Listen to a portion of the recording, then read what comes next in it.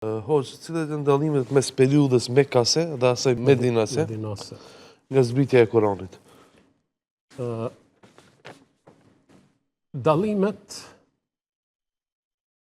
domethënë këtu ka të bëjmë me atë çka thamë se Kurani për 23 vjet, për 23 vite i zbritur, pjesa më e madhe është zbrit në Mekke.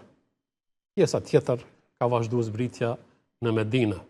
Tash dietarët islam kanë dhënë mendime në këtë rast, mi dallu ato shpalljet mekkase apo shpalljen mekkase nga shpallja medinase. E tash secili prej dietarëve kanë zgjedhë mendime të ndryshme. Kanë thonë se një grupi i parë që kanë dhënë mendimin e tyre është se e kanë marrë atë aspektin e vendit ku ka zbrit. Kanë llogaritë se nëse ka zbrit në Mekke, edhe në rrethin të Mekkës, ato ajete, apo ato sura, ato kaptina llogaritën ajete, apo sura, apo kaptina ta themi mekkase. Kurse, ajo që ka zbrit në Medinë, apo në rrethinën e Medinës, këto ajete, apo këto sura, llogaritën medinase.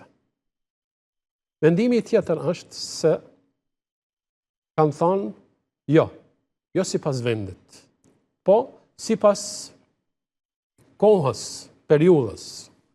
Tash kanë shku te ajo periudha kohore para hijretit, para shpërnguljes së pejgamberit alayhi salatu wassalam.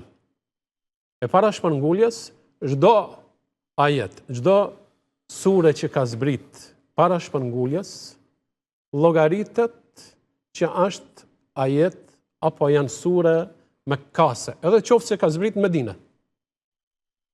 Shembull, apo ka zbrit dikun tjetër kun. Mirë po, llogariten si ajete apo si sure mekkase.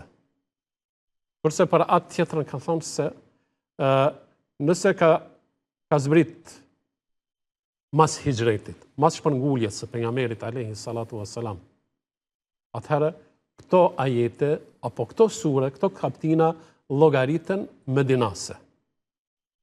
Mendimi i tretë i dietarëve islam është se Allahu dhul xhelal thotë që banorëve të Mekkës ju ka drejtu me shprehjen ja eyyuhan nasu, o ju njerëz. Edhe në qoftë se ka zbrit në Medinë, apo ka zbrit dikun tjetër kun. O ju njerëz, ja eyyuhan nasu, këto ajete apo këto sure llogaritën ajete apo sure mekkase. Kurse ku Allahu ju drejtohet dhe ju thot ja eyyuhalladhina amanu, o ju që keni besuar.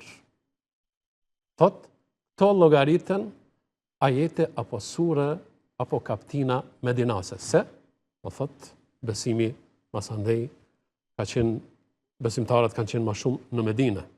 Mirë po, ky mendim nuk qëndron aq fort, saqë ka prej ajeteve që kanë zbrit në Mekke, që Allahu ju drejtohet me shprehjen ja eyyuhalladhina amanu.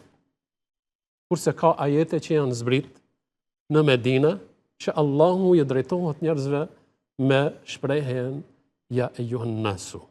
E këto ishin disa prej atyre.